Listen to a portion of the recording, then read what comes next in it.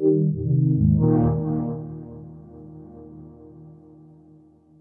I mean, you guys had a lot of masters to serve. On the one hand, you have younger audiences who might be more familiar with Call of Duty and Battlefield, and then you have guys like Asif and me who grew up playing Doom and Quake. What was the process of kind of going through the franchise and saying, all right, Super Shotgun, Revenant, Cacodemon, what do we bring in? How do we bring it in? What do we leave behind? I mean, like there was a pretty clear period early in the kind of reboot where we identified a lot of that stuff, where we determined, like, you know, we want this to be on Mars.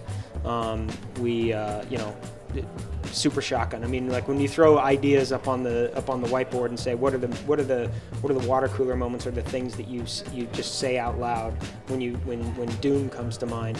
A lot of those things. I mean, so you get a pretty quick list of demons and guns and movement and all that kind of stuff. And then it just becomes iteration. You know, I mean, it just becomes putting things in the game. It probably took us the most time to kind of figure out.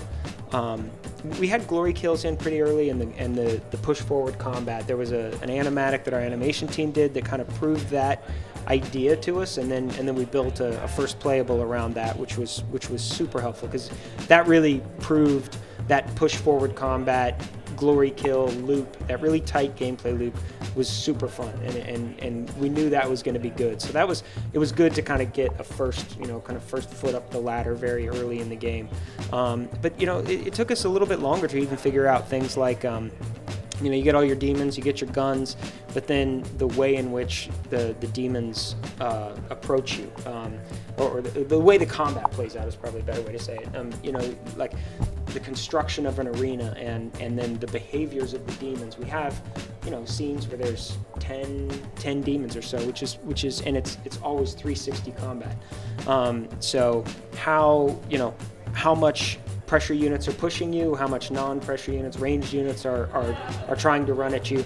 Those were things that, you know, just through constant gameplay we had to iterate on, and would go, you know, fairly long periods of time where it's just like, this isn't working. I mean, we've got the right demons, we've got the right guns.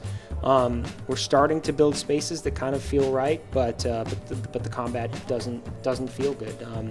You know, we had a period of time where there was kind of an idea that, like, you know, if the player wants to kite enemies into a doorway or into a choke point and then just blow them away as they're coming through, why don't we let them? Like, let them play the game the way they want. They gave you $60. Yeah, they gave you $60. Let them play it the way they want, and it fundamentally ruined, like, that power fantasy. The idea that you are a badass, you're taking the fight to them, you're not pulling them in and then just kind of sitting there and mowing them down.